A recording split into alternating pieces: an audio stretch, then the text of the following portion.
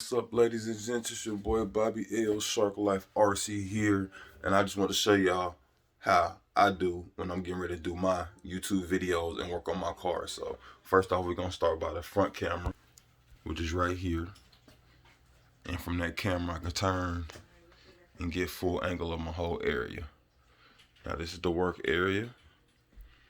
These are all my parts. This is usually where I keep what I'm gonna work on for the day. Reference guide, laptop up there for reference, spare parts, some good lighting with another camera mount. So, yep. So we're getting ready to do some work on the Stampede here. So hope y'all tune in to the video to see what work I actually got done.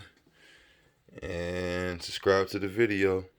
Appreciate y'all tuning in and welcome to my workspace.